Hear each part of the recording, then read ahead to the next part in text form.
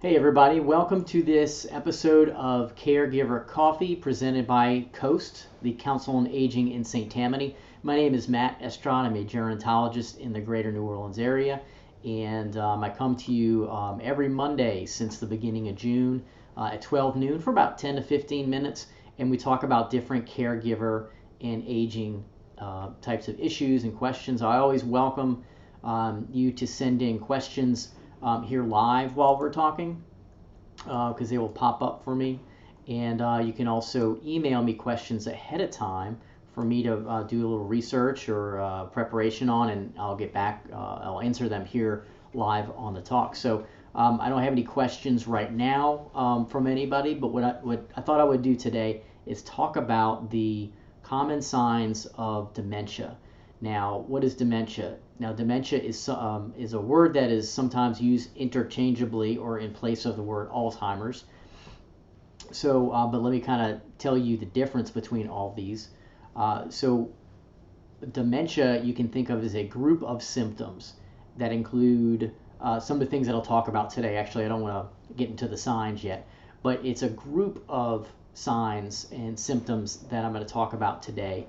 Now, Alzheimer's disease is a cause. It's a specific disease that causes dementia. And there are other diseases that cause dementia, such as Lewy body dementia, vascular type dementia, frontal temporal degeneration is another one. Let's see, Parkinson's in some cases can cause dementia. So these are all specific types underneath this large umbrella that we can put a label on that says dementia. So what are the signs that you can look for? All right, so I'm going to present the common signs. It's sort of in using visual pictures, not showing you here on the screen, but I'm going to ask you to close your eyes as we talk about this, not watching me. So close your eyes and just listen. And I'm going to give you sort of a memory technique to remember the signs. Now, this is not a memory test at all, but it's a neat trick that you may have used in school, or your children or grandchildren might be using in school. So, all right, everybody, go ahead and close your eyes and keep listening. And I want you to picture a white and black checkered floor. So it's like a kitchen floor. It's got black and white squares, and we've all seen these before. So you got your black and white checkered floor that I want you to remember in your mind. And then on top of that black and white checkered floor is an elephant. And this is not just any elephant. This is a pink elephant. All right. So in the trunk of the pink elephant's grip is a large brown judge's gavel. Okay. So you got the black and white floor. You got a pink elephant, and in the tusk of the pink elephant is a big judge's gavel. And then all of a sudden, the elephant slams the gavel down on the ground, smashing a black rotary phone. Y'all remember the rotary phones? So this has the face on it where you turn. Well, it's one of these old black rotary phones, and the pink elephant's gavel just comes smashing down on that. And what we saw before it got smashed was that instead of the circular dial that you have to dial the numbers, it was a clock. All right, it was a clock. And then once the gavel smashes the black and white rotary phone, the clock pops off and it rolls, okay? It rolls across the floor, and it hits a can of frozen orange juice concentrate. Frozen orange juice concentrate. That knocks that frozen orange concentrate down onto one of the black checkered squares, and then where it falls into an abyss. So I'll go through everything very quickly again. I'm gonna hit all the pictures. We'll do it again. All right. So try to, if you had somebody with you, if you were in one of my classes, I would recommend that you turn to someone next to you and you take your partner through all the different pictures. So we don't have that opportunity to do that. But I'm going to go through it with you very quickly for a refresher. Then I'm going to tell you what all these things mean and how they're going to help you to remember the signs, the common signs of dementia. So first you have the black and white checkered tile floor, right? Then you have the pink elephant on top of that. And then what is in the elephant's tusk that's raising above its head? It's a big brown judge's gavel. And then the elephant brings the judge's gavel down on one of these old black rotary phones. What makes this rotary phone special is that instead of having that round dial, it has a clock face on it. The clock face pops off and it rolls across the black and white checkered tile. It knocks a can of frozen orange juice concentrate that was standing up there onto a black tile, and then that tile is actually a big hole. So the can falls into an abyss. Okay, so hopefully you were able to, those sound familiar to you and you were able to remember them. So let me come back and I'm going to tell you what all of these pictures mean, because we know that most of us think in visual. We think in terms of pictures. So if we can remember pictures and link them together in a certain order, then many times we can remember certain things. Children have been doing these in school for many years to remember, like the 13 colonies, to remember the planets. There are different mnemonics and things for this. So let me go over and tell you what you just learned, because you did learn something. So the first thing is the pink elephant. And it's only pink for you to just to help you remember that, because we remember colors as well. So the elephant stands for memory, because we believe that of all the animals and creatures, the elephant has the greatest memory. So one very common sign is a memory impairment. And then what's in the trunk of the elephant, and that is a big brown judge's gavel.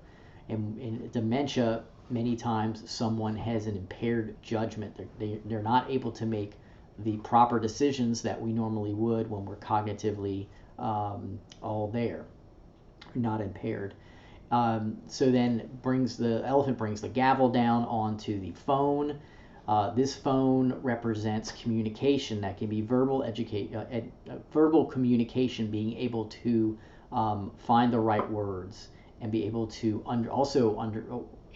understand a conversation and what other people are telling us. So if someone has dementia, they may not be able to communicate like they used to. And then what was the instead of having the dial, the number dial on the phone, instead of having that, we had a clock face. So the clock face represents time, but also place. So many times when someone has dementia, they may be disoriented in thinking it's a different time. They might think it's a different decade than it actually is. They might feel like also that they're in a different place than they actually are. They may say, I want to go home, when they are actually home, but in their mind they're thinking about a home could be from their childhood, could be from their 20s, their 30s. It could be their first home that they bought. So disorientation of time and place is represented by that clock face. And then when that gavel smashes the phone, the clock face pops off and it rolls across the black and white tile. It smashes into a can of orange juice concentrate, and this is to symbolize concentration. So many people with dementia find it very hard to concentrate on one thing. They're not able, and that impacts a job that they're trying to do. It could impact a conversation that they're trying to have. It could disrupt concentration in trying to balance a checkbook. So all these things that we sort of take for granted, that we want to keep your concentration. Hopefully, I have your concentration now. We find it very difficult to do, where it's not possible. I'm not talking about a short attention span. I'm talking about it's not possible to concentrate. And then finally, I will end with what I started with, and that's the black and white tiled floor. So what does this represent? So this is to help us to remember the symptom of dementia, where many people have a visual spatial issues. So it might be literally to the point where they might see a black and white tile floor, and the black for them represents a hole. So they will try to avoid those black squares, which, for someone who's very nimble, that may not be an issue. But if you're up in age and you might have balance problems or some other kind of pain or inability to walk, if you're trying to avoid different things on the floor because they look like something else, then there could be a fall, or they might just be afraid to walk across a floor or across a room. So other things that they might see, a threshold that's between one room and the other, might look like a hole. It might look like it's something that's impassable, or other things on the floor, different designs, ornate designs on a rug might look like water or something else that they don't want to step on. So those are the main symptoms of dementia when we talk about dementia as a broad group of symptoms. Now, when someone has dementia, it's gonna mean that they have these symptoms, especially the memory impairment, where it disrupts normal life. It disrupts a job that they have. It disrupts things that they do in their retirement. So when we walk into a room and we don't remember why we walked in and what we came there to do, that's not a sign of dementia, unless you're there for a really long time and you still can't remember.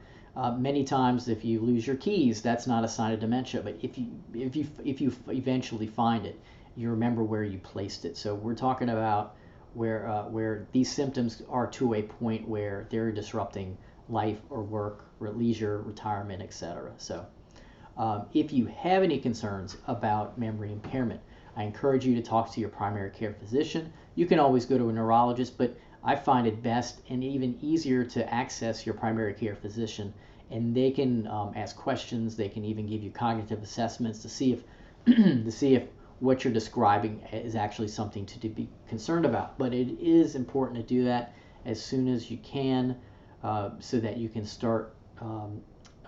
You can also get blood tests and find out if it's something that's causing infection, or there are just many things that could attribute to memory impairment or feeling foggy and whatnot. So when you go to your doctor, they give cognitive tests, they do blood work, try to eliminate other things that it might be. It can be also of these other causes, reversible causes. It could be some kind of vitamin deficiency. It could be a thyroid condition. So consider that. I know it can be scary to even think about making that appointment for this reason, but I strongly encourage you to do that. If you have any questions, please go ahead and send me an email at matt@carepartnermentoring.com. I'll be happy to help you. So I'm not a physician, I'm a gerontologist, but I'll be happy to answer questions and hopefully help you feel more comfortable about going to see a physician at that time. So a little bit about myself. So I've been partnering with the Council on Aging in St. Tammany for over 5 years,